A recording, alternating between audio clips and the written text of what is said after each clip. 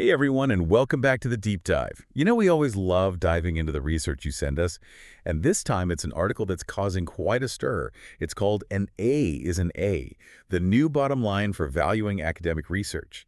And it tackles this whole pressure cooker world of getting published in those top-tier journals. We're going deep on Publish or Perish today, and luckily, we've got our expert here to help us unpack it all. Well, yeah, this article definitely doesn't hold back. It really digs into this idea that an A is an A. Like every publication in a top-tier journal is automatically amazing, no matter what the research is actually about. Yeah, that's like saying every pizza is delicious just because it came from a fancy restaurant. Right. But, okay, let's break it down for our listeners. What exactly are these A journal lists anyway? Mhm. And why are they treated like, the holy grail in academia? You can think of them like a ranking system for all those academic journals out there. They basically sort them into different tiers, A, top, premier, things like that. And they have a huge influence because a researcher's career, hiring, promotions, tenure, even salary, often comes down to how many publications they have in these elite journals. So it's not even just about doing good research. It's about where you manage to get it published. It sounds kind of like an academic popularity contest. Mm. The article even mentioned some job postings actually require you to have A journal publications. Yeah, it can definitely feel that way sometimes. And as the article points out, it creates this pressure to publish or perish. Researchers get so focused on getting into these top journals that other important aspects of research, well, they might get left behind. I'm starting to see why you use the term pressure cooker. But why are universities so obsessed with these lists? What's the logic behind it? The article highlights two big reasons, really. First, business schools, just like any other organization, need a way to measure how their researchers are doing, how they compare to each other. These journal lists seem like a straightforward, objective standard, at least on the surface. So it's all about like metrics and accountability. Exactly. Universities are always under pressure to prove their worth, right? They have to show they're using resources wisely and that their research is valuable. And A-journal publications, those become this easy metric to show off to stakeholders. It's like, look, our people are publishing in all the best places. Well, that's like a scorecard, but for research. Right. Okay, but is there anything good about this system, or is it all just about chasing prestige and climbing those rankings? That's the thing. It's not all bad. The article does say there are some upsides. Like, for researchers who are just starting out, those A-journal lists can be a helpful benchmark. They give a sense of what's considered high quality in their field. So it's like a roadmap, especially for someone new to the game. Exactly. And it can protect researchers from bias too, when their work is being evaluated. Having a publication in a top-tier journal gives their research credibility and helps it stand out. Okay, I'm seeing how it can be useful. But the article also seemed pretty worried about the downsides of this whole an A is an A idea. What are some of those negative consequences? Well, that's where things get really interesting. And this is where our deep dive gets, well, deep. The article says that this laser focus on A journals can actually encourage researchers to cut corners. It can lead to something called questionable research practices. Wait, so you're saying the pressure to get published in these top places could actually lead to bad research? That's the concern. We're talking about things like manipulating data to get the results you want, cherry-picking findings that support your hypothesis, while ignoring the ones that don't, or even taking credit for authorship when you don't really deserve it. Wow, that sounds incredibly problematic. So researchers are basically being pushed to prioritize getting published, even if it means sacrificing the quality and ethics of their research. That's the worry. The article suggests that this intense pressure can distort the research process itself and lead to a decline in the overall quality and integrity of research. Okay, we're definitely in murky waters here. This system might be doing more harm than good. What other downsides does the article point out? Well, another big one is its impact on innovation. When everyone's focused on this tiny group of A journals, research starts to narrow. Researchers might feel like they have to stick to safe, familiar topics and methods, the kind of stuff they think will get published in those specific journals. So it stifles creativity and leads to less diverse research. Precisely. And that's a loss for everyone, really. Think about it. Some of the most groundbreaking discoveries we've ever had came from people who were willing to challenge the norms and explore new territory. It's like everyone's trying to squeeze into this tiny box, and there's no room for thinking outside of it. Exactly. The article even suggests that the most prestigious journals aren't always publishing the best work. Sometimes the truly innovative research is happening in less famous journals or even in books and chapters.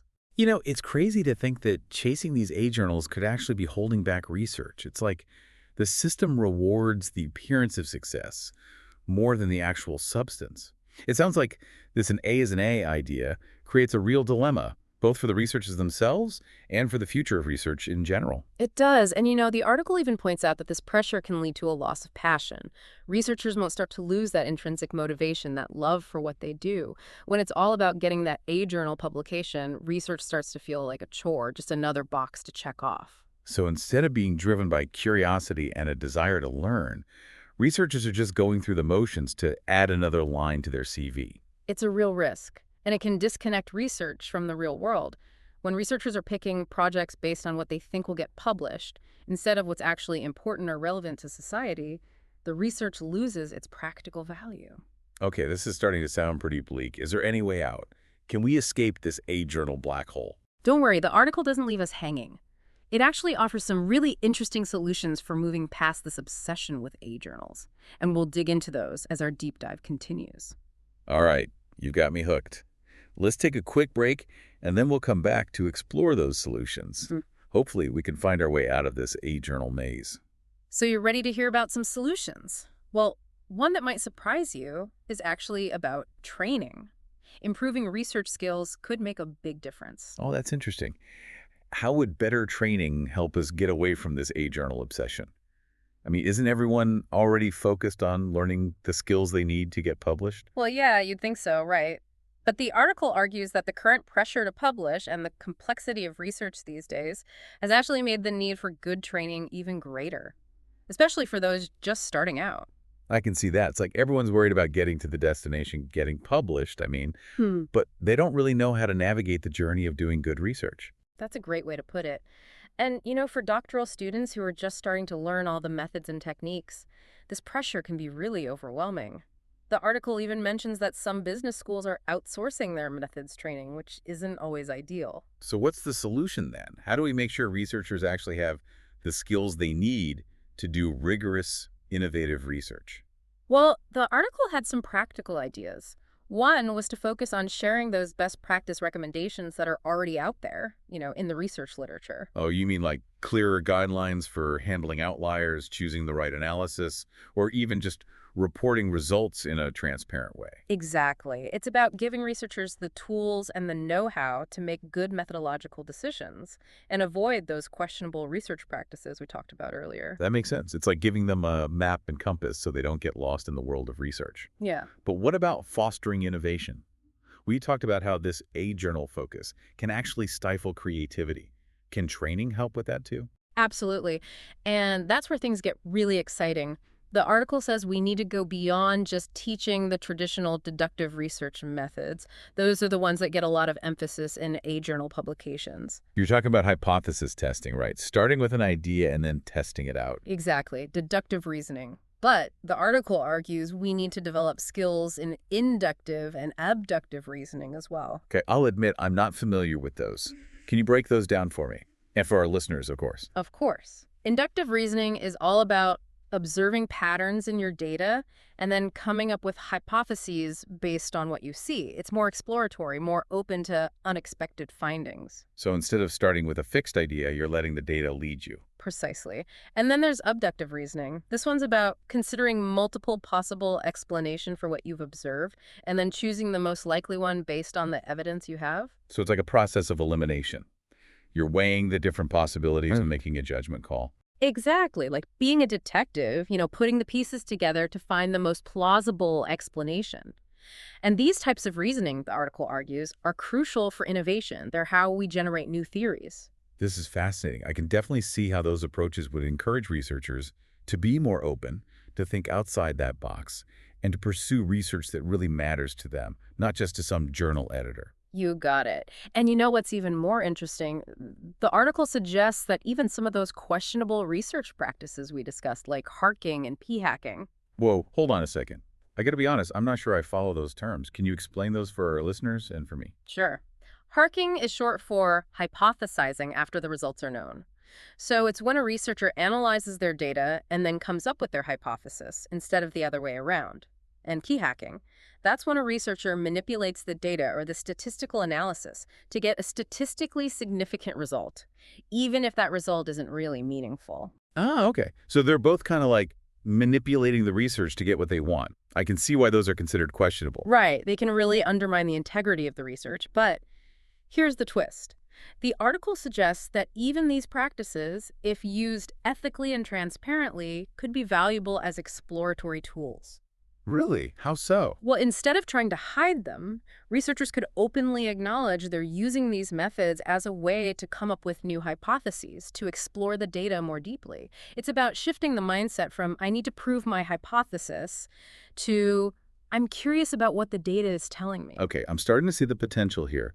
So instead of being taboo, these practices could actually help generate new ideas. Exactly. It's about using them for exploration, not deception. This is pretty mind-blowing. It changes how I think about those practices. But how do we actually train people to use them ethically and well? The article mentions some approaches, like one model developed by a sociologist named Richard Swedberg.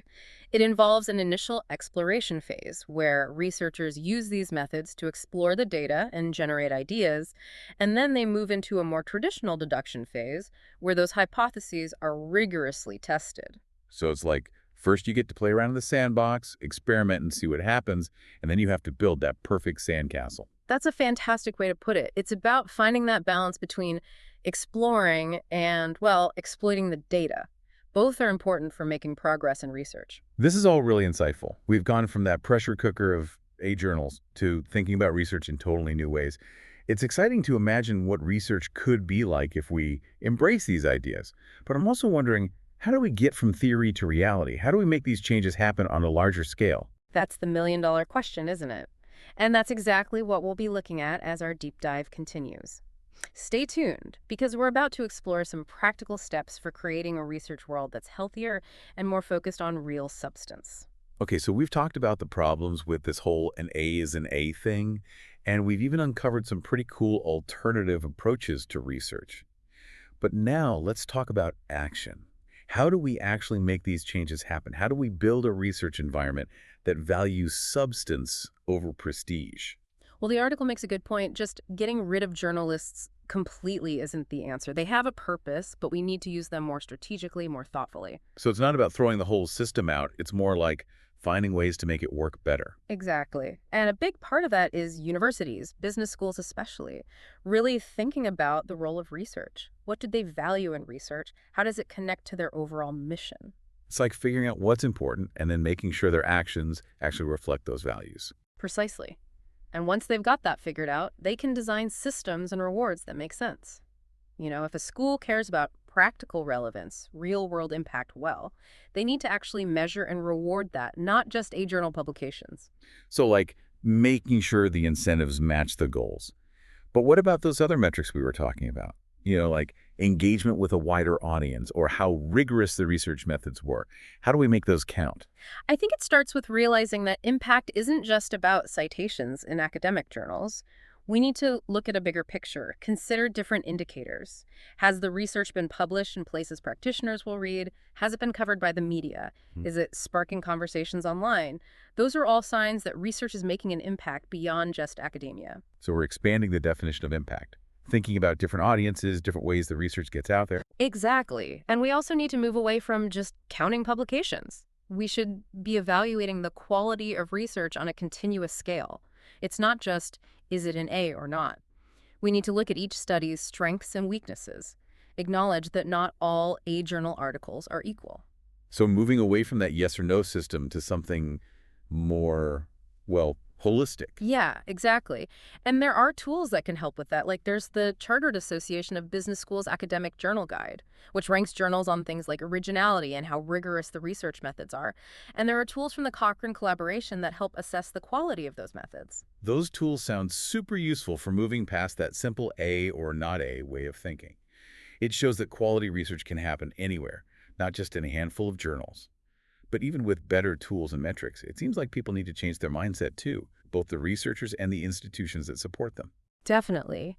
We need to get away from that publish or perish mentality. It's driven by fear. We need to create a culture where researchers feel supported, where they can pursue work that matters, even if it doesn't lead to an journal publication. It's about nurturing that love of learning and discovery, not just chasing after rewards. Well said.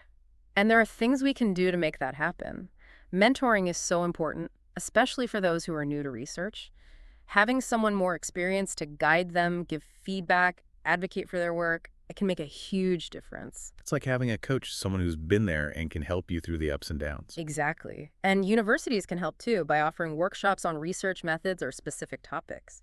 It helps researchers stay up to date and learn new skills. So it's about investing in people, creating a culture of learning and growth. And, thinking back on this article and our conversation, I think one of the most powerful takeaways is the importance of collaboration. Couldn't agree more. We need to move past this hyper-competitive mindset and start encouraging people to work together, share ideas, learn from each other. Some of the most amazing research happens when people from different backgrounds and disciplines come together. It's like that saying, two heads are better than one, right? Or in the case of research, maybe way more than two. Precisely. And when we encourage collaboration, we create this more vibrant, intellectually stimulating environment for research. Everyone feels supported, and they can contribute their own unique talents. Well, this has been an incredible deep dive. We really dug into that whole an A is an A idea, explored new ways of thinking about research, and even talked about how to build a research culture that's more meaningful and has a real impact. It's been a pleasure diving in with you. And for our listeners, we hope this conversation has gotten you thinking about the value of research and how it shapes our understanding of the world. Remember, knowledge is power. But it's that pursuit of understanding, not just the awards and accolades, that really enriches our lives. Keep those sources coming and we'll keep diving deep.